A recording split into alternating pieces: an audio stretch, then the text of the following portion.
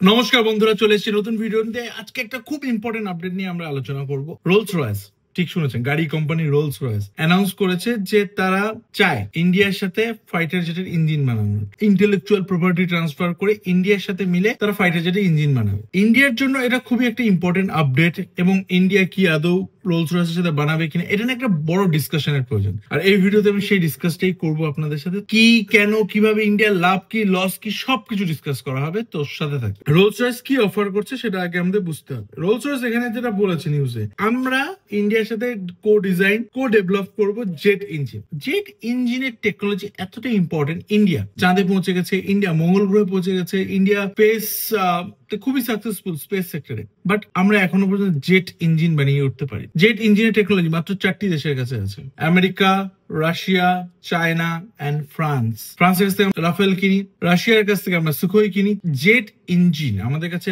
নেই বলে আমাদের indigenous fighter jet Tejas, America থেকে আমাদের জেট ইঞ্জিন আনতে হয়। আমেরিকার ডেলিভারি ডিলে করলে আমাদের তেজাসের প্রোডাকশন বন্ধ। তার মানে বোঝা যাচ্ছে যে জেট ইঞ্জিনের টেকনোলজি থাকাটা কতটা প্রয়োজন। রোলস রয়েস কি অফার করছে আগে পুরোটা বলে রাখি। তারা বলছে আমি জেট ইঞ্জিন শুধু বানাবো না, আমরা ইন্ডিয়াকে ফুল টেকনোলজিক্যাল প্রপার্টি দিব। ইন্ডিয়াকে আমরা সেটাও বলে দিব কি করে জেট ইঞ্জিন তৈরি করা হয়। এটা তৈরি করা হবে ডিআরডিও আর হ্যালের সাথে, যেটা দুটোই আমাদের গভর্নমেন্ট কোম্পানি, এবং লাইসেন্স অ্যাপ্রুভ করা হবে ইউকে গভর্নমেন্ট, যাতে ইন্ডিয়া পরবর্তীকালে ফাইটার জেট বানিয়ে সেটাকে এক্সপোর্টও করতে পারে। এর জন্য লাইসেন্স দিবে ইউকে গভর্নমেন্ট। ডিজাইন, ম্যানুফ্যাকচারিং আর সাপোর্ট তো থাকছেই, কারণ ফাইটার জেট অনেক সময় প্রাইভেট কোম্পানি তৈরি করলেও সেটা একটা গভর্নমেন্ট টু গভর্নমেন্ট ডিলে পরিণত হয়, কারণ এটা একটা হিউজ জিনিস, কয়েক বিলিয়ন ডলারের ডিল হয়। রিসেন্টলি আমরা ইউকে এর সাথে ফ্রি ট্রেড এগ্রিমেন্ট সাইন করেছি, তো ইউকে এর সাথে আমাদের একটা পার্টনারশিপ আছে। তার বেসিসে ইউকে গভর্নমেন্টের তরফ থেকে ওটা বলা হয়েছে যে হ্যাঁ, আমরা ইন্ডিয়াকে ফুল লাইসেন্স দিব যাতে ইন্ডিয়া সেটাকে এক্সপোর্ট করতে পারে। এবার প্রশ্ন থাকছে যে রোলস রয়েস এই অফারটা করছে কেন, তাতে রোলস রয়েসের বেনিফিট কি? রোলস রয়েস করছে কারণ এক তো ইন্ডিয়ার যে মেক ইন ইন্ডিয়া ইনিশিয়েটিভ, তাতে ইন্ডিয়া সব জায়গায় বলছে যদি আপনাদের বানাতে হয় আমি আপনাকে ইন্ডিয়াতে এসে বানান, ইন্ডিয়াতে টেকনোলজি দিন, আপনি প্রফিট করুন, আপনি বিজনেস করুন, আমার ফুল সাপোর্ট। তো ইন্ডিয়া এই অ্যাটমসফিয়ারটা দিচ্ছে আন্ডার মেক ইন ইন্ডিয়া, যাতে অন্য কোম্পানিগুলো এসে ইন্ডিয়াতে ইঞ্জিন তৈরি করা হোক, ফাইটার জেট তৈরি করা হোক, যেটাই হোক করতে পারে, ইনভেস্ট করতে পারে। চাইছে যে হ্যাঁ আমি ইন্ডিয়ার সাথে মিলে এটা করি। ইন্ডিয়াতে সেই অ্যাটমসফিয়ারটা গভর্নমেন্ট প্রোভাইড করতে চলেছে। রোলস রয়েসের কিছু কম্পিটিশন আছে, যেমন জি হচ্ছে আমেরিকান কোম্পানি, যাকে বলে জেনারেল ইলেকট্রনিক্স, আমাদের তেজাস জেট ইঞ্জিনও সাপ্লাই করে। এই কোম্পানি রোলস রয়েসের সাথে যে কম্পিটিশন সেটাকে আউট পারফর্ম করতে রোলস রয়েসের ইচ্ছাটা হলো ইন্ডিয়ার যে ডিফেন্স মার্কেটটা আছে, কারণ ইন্ডিয়া প্রচুর পরিমাণে ফাইটার জেট বাই করতে চলেছে বা ফাইটার জেট বানাতে চলেছে। রোলস রয়েস যদি ইন্ডিয়াতেও সেল করে প্রচুর প্রফিট কামাতে পারবে, এবং তারপর তো আছে ইন্ডিয়ার এক্সপোর্ট। তো ইন্ডিয়া একটা খুব ইম্পর্টেন্ট মার্কেট, যেখান থেকে রোলস রয়েস, ইউকে গভর্নমেন্ট প্রচুর পরিমাণে বেনিফিট হতে পারে। তাই তাদের ইন্টারেস্ট যে আমরা ইন্ডিয়াতে ইনভেস্ট করে জেট ইঞ্জিন বানাবো এবং সেটা যাতে এক্সপোর্টও করতে পারে ইন্ডিয়া, যার ফলে রোলস রয়েস এবং ইউকে গভর্নমেন্ট দুজনেই একটা আর্ন করতে পারে। 60 ইয়ার পার্টনারশিপের কথা চলছে হ্যালের সাথে, খুবই একটা ইম্পর্টেন্ট ডিসিশন, কারণ ফাইটার জেটের ইঞ্জিনের কাজ ছোটখাটো না যে 1 বছর হলো, 2 বছর হলো, 5 বছর হলো, এটা লম্বা টাইম লাগে, প্রায় 60 ইয়ার্স এখানে একটা পার্টনারশিপের কথা হচ্ছে। ইন্ডিয়ার জন্য কি বেনিফিট? ইন্ডিয়ার বেনিফিটের জন্য ভাবতে হবে, এইটা হচ্ছে আমাদের ইন্ডিয়া একটা যেটা 5th gen aircraft, 5.5 gen aircraft ভেবে চলছে, দ্যাট ইজ AMCA। রিসেন্টলি যেটাকে অ্যানাউন্স করা হয়েছে যে 2031 এর মধ্যে এটাকে আমাদের ফার্স্ট প্রোটোটাইপ আসবে। ইন্ডিয়ার 5.5 জেন যে নিজের এয়ারক্রাফট বানাবে, জেট ইঞ্জিন কোথায়? ইন্ডিয়া এক সময় একটা প্রজেক্ট চালু করেছিল, প্রজেক্টটার নাম হচ্ছে কাবেরী প্রজেক্ট। এই কাবেরী প্রজেক্টের আন্ডারে আমরা জেট ইঞ্জিন ডেভেলপ করা স্টার্ট করেছিলাম, যে জেট ইঞ্জিন আমরা কি করে ডেভেলপ করতে পারি।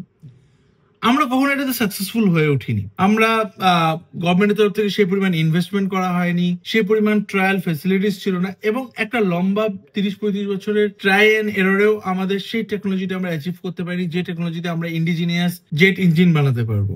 আমেরিকার কাছে যদি আমি ইঞ্জিনের জন্য যাই, সেম প্রবলেম। আমেরিকা কোনদিন বলবে যে না আমি ইঞ্জিন দিব না। তখন ইন্ডিয়ান গভর্নমেন্ট রিসেন্টলি একটা অ্যানাউন্স করেছে যে তারা চায় প্রাইভেট প্লেয়ার যারা আছে, ফরেন বা ইন্ডিয়ান, তারা আসুক, এসে বলুক আমি জেট ইঞ্জিন বানাবো, আমি ইন্ডিয়াতে বানাবো, এবং ইন্ডিয়ান গভর্নমেন্ট তাদের বেনিফিট দিবে, এবং ইন্ডিয়ান গভর্নমেন্ট যেখানে প্রফিট হবে সেটা তারাও পাবে। তো ইন্ডিয়ান গভর্নমেন্ট মার্কেটটাকে ওপেন করে দিয়েছে। আমাদের এতদিনে যে ধ্যান ধারণা ছিল না আমরা পুরোপুরি একা বানাবো, কারো হেল্প নিব না, ইন্ডিয়ান গভর্নমেন্ট সে পথে আর হাঁটতে চায় না। ইন্ডিয়ান গভর্নমেন্টের সিধা কথা, তুমি আমার এখানে আসো, তুমি ফাইটার জেট ইঞ্জিন বানাও, আমাকে টেকনোলজি দাও, আমি তোমাকে বিজনেস দেবো। ইন্ডিয়ার বেনিফিট গুলো আমি এক একটা করে গুনাই। ফার্স্টে আমাদের ফরেন ইঞ্জিনের উপর হবে, যেমন জিই যেটা বললাম তেজাসের জন্য যে ইঞ্জিনটা আমরা ইউজ করি, জিই F414, সেই ইঞ্জিনটার ব্যবহার কমবে। ইন্ডিজিনিয়াস টেক উইথ অ্যাডভান্স, আমরা নিজেদের ইচ্ছা মতো জেট বানাতে পারবো, ফাইটার জেটের রিসার্চ করতে পারবো, কারণ আমাদের কাছে ইঞ্জিন থাকলে আমরা অন্য অ্যাসপেক্ট গুলোতে আমরা যথেষ্ট ডেভেলপড, কিন্তু ইঞ্জিনের জন্য আমাদের অনেক কিছু আটকে আছে।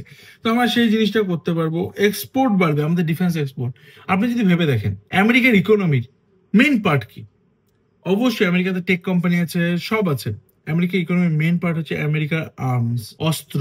অস্ত্র দ্বারা এক্সপোর্ট এবং সেই মার্কেটে পুরো মনোপলি ক্রিয়েটের জন্য এটা হয়। রাশিয়ার একটা বড় পরিমাণ এক্সপোর্টে যায়, কিন্তু ইন্ডিয়া এতদিন কোনদিন ডিফেন্স এক্সপোর্টের কথা ভাবেওনি।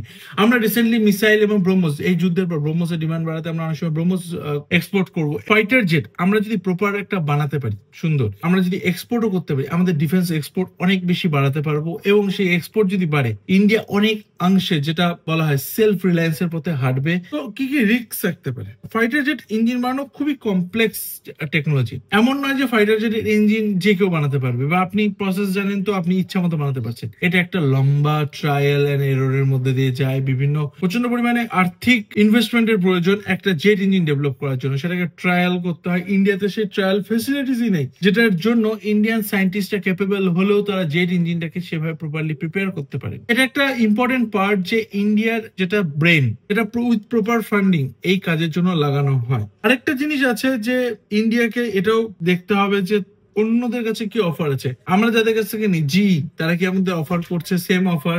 রাশিয়া কি তাদের সেম অফার আমাদের দিচ্ছে? কারণ রাশিয়ার সাথে আমাদের লং টাইম ডিফেন্স পার্টনারশিপ আছে। এবার আমাদের যেটা ভাবতে হবে সেটা রোলস রয়েছে কম্পারিজন কি, এবং রোলস রয়েছে কম্পিউটার কে কে আছে। জিই তারা আমাদের আইপি মানে ইন্টেলেকচুয়াল প্রপার্টি ট্রান্সফার করে না, যেটা আমরা তেজাসের জন্য নিই। তারা জাস্ট আমাদের জেট ইঞ্জিন দেয়, আমরা তেজাসে লাগাই এবং তেজাস হয়। এবং সবচেয়ে বেশি ভয় যেটা থাকছে সেটা হচ্ছে ইউএস এক্সপোর্ট রেস্ট্রিকশন। ইউএস যদি চায় সেটা বন্ধ করে দিতে পারে, একটা সবচেয়ে বড় ভয় থাকছে। সাফরান এই কোম্পানিটা হেলিকপ্টার ইঞ্জিন তৈরি করে, তারা ফাইটার জেট বানায় না। রাশিয়ার সাথে আমাদের অনেক কোলাবোরেশন আছে, আমরা ব্রহ্মস একসাথে বানাই। তো রাশিয়ার সাথে আমাদের সে কমফোর্ট লেভেল আছে। রাশিয়া অনেকটা কমপ্লিকেট সিচুয়েশনে ফেসে আছে ইউক্রেন ওয়ার থেকে। তো রাশিয়াকে উপর, কারণ আমাদের S-400 এর ফুল ডেলিভারি হচ্ছে না, আমাদের ফাইটার জেটের স্পেয়ার পার্টস আমরা অনেক সময় পাচ্ছি না। তো রাশিয়ার প্রতি পুরোপুরি ভরসা, সেটা যে কতটা সাস্টেনেবল হবে ইন ফিউচার, এটা বলা খুবই কঠিন হয়ে পড়ছে। রোলস রয়েসের ক্ষেত্রে মজার বিষয় এটাই যে ইউকে ফুল অ্যাপ্রুভাল দিচ্ছে আমাদের। This is Kaveri engine.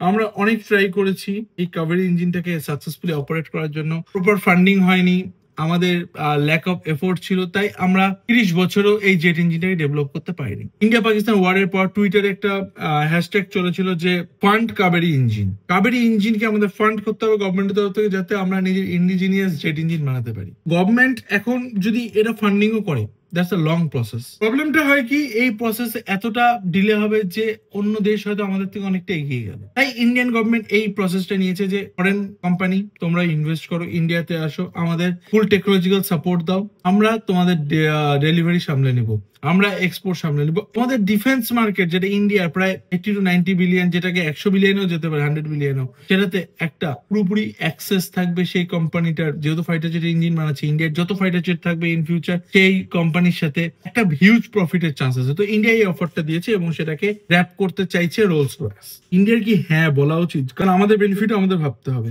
হ্যাঁ, এই জন্যই বলা উচিত, কারণ আমরা পুরোপুরি ইন্টেলেকচুয়াল প্রপার্টি ট্রান্সফার পাচ্ছি এবং সেলফ রিলায়েন্সের পথে হাঁটতে পারবো। আমরা জেট ইঞ্জিনের টেকনোলজিটা রোলস রয়েসের কাছে শিখতে পারছি। That is the most important reason. তো যদি এরকম অফার থেকে থাকে রোলস রয়েসের তরফ থেকে ইন্ডিয়ান গভর্নমেন্টের হ্যাঁ বলা উচিত। আমরা যদি দেখি ফিউচার ওয়ারফেয়ার, আমরা যখন ইন্ডিয়া পাকিস্তান ওয়ার হয়, we haven't use fighter jet that much. আমরা ফাইটার জেট সেভাবে ইউজ করিনি, পাকিস্তান সেভাবে ইউজ করতে পারিনি। আমরা যেটা মেন ইউজ করছি ড্রোন। ফাইটার জেট ইঞ্জিনে এখন হিউজলি ইনভেস্ট করে ইন্ডিয়া এগোতে চাইছে না।